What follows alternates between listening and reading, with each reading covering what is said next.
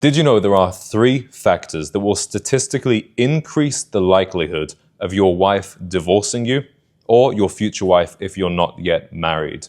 I recently had a very interesting conversation with Mackin Murphy.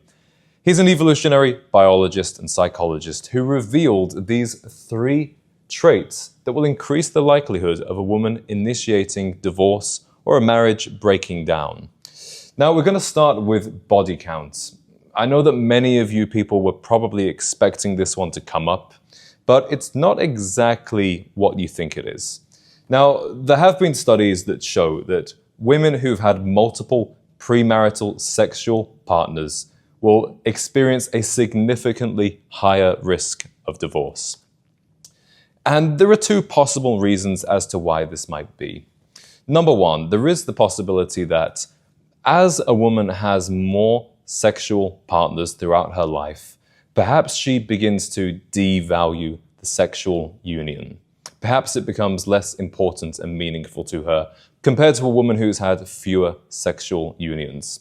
However, the other possibility, and both of these could be true in tandem, is that a woman who has had many premarital sexual partners just naturally has a higher sexual appetite, which means that the monogamous nature of a marriage is simply less suited to her. Now, this doesn't mean to say that just because a woman has a high body count that the marriage won't work out. It's possible that you will be able to quench that sexual thirst that she has and your monogamous relationship will thrive. However, statistically, it is increasing the likelihood of marital breakdown. Now, here's something you probably haven't thought about, which is cohabitation. Cohabitation with previous partners that she was not married to.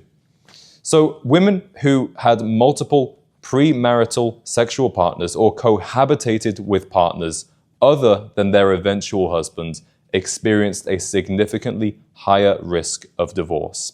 And specifically, the risk of divorce was highest for the women that have had multiple premarital residential co-unions. So if she has lived with 3, 4, 5 previous boyfriends before the age of 30, that might be something you consider a red flag.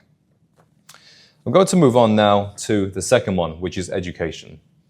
Many men will consider body counts. Immediately, it's in our pop culture that men are slightly wary of women that have a high body count. But the same types of men are often not thinking about education.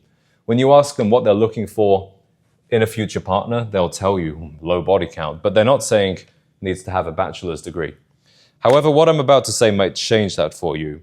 So there was a study in 2015 at the Pew Research Center that found approximately 78% of women with a bachelor's degree who were married between 2006 and 2010 could expect their marriages to last 20 years. So 78% of women with a bachelor's degree, their marriage would last 20 years.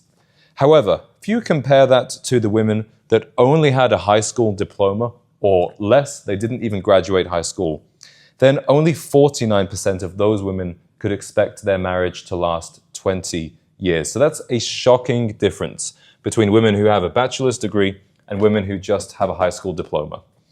Now think about why education is so important for marital success. It indicates a couple of things if a woman is well educated. First, she has the potential to earn more money. That will take some of the financial stress out of your marriage. Finances is a common cause for arguments, unhappiness in the marriage.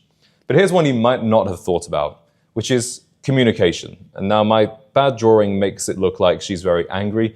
This is actually demonstrating effective communication skills. Often the dissolution of a relationship or a marriage will result from a breakdown in communication. If a woman is more educated, it's more likely that she will be able to express herself eloquently and you can resolve those issues without getting divorced. I've got another study from 2013 which investigated the impact of educational attainment on marital stability. Again, individuals with a higher educational attainment, less likely divorce. And this was the study that came up with the well, it actually found that education contributes to the financial stability and the effective communication skills. Another study looked at the divorce rates by educational attainment across various age groups. It found that individuals with a bachelor's degree or higher had a divorce rate of 25.9%. Those with some college education had a divorce rate of 36.3%, so that's an 11% increase just because they didn't graduate college. If you only have a high school diploma, the divorce rate is 38.8%. And if you didn't graduate high school, that's the highest divorce rate of all at 45.3%.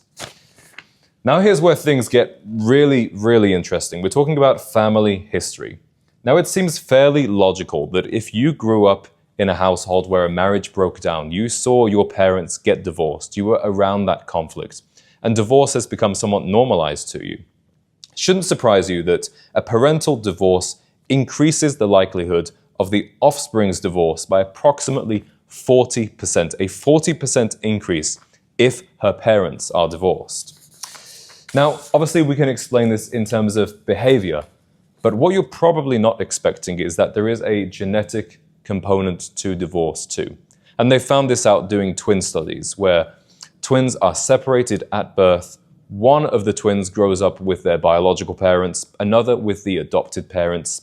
And twins that grew up with the adopted parents, even if the adopted parents stayed together, they still had a higher risk of divorce.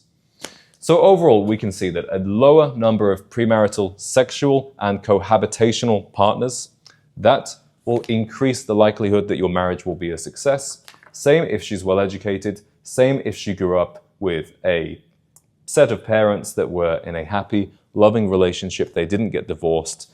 And also, I would infer from the genetic element that you could even apply this to her grandparents, her great-grandparents, her uncles, aunties, etc.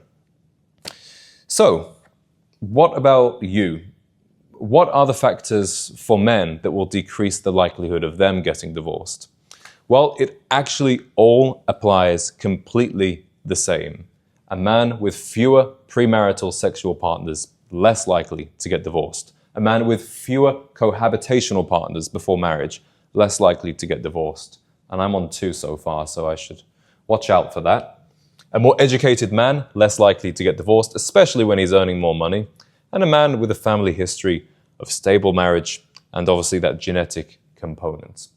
So what this tells us about how we should go about our lives as men, it tells me that if you want a woman who has high standards, a woman that is likely to make a great marriage partner, a great mother to your children, you need to hold yourself to those high standards too. If you want a woman with fewer premarital sexual partners, perhaps you ought to be more selective with your partners also. If you want a woman who is going to be educated, she's able to communicate effectively with you. You want to take your education seriously also. And the family history, unfortunately, we cannot do anything about that. But perhaps we can become more aware of this, more cognizant, rather than accept the fate that our genetics and our behavioral experiences have in store for us. We can become aware of this and check in when we notice that these factors are influencing us beyond our control. Gentlemen, I hope you've enjoyed this video.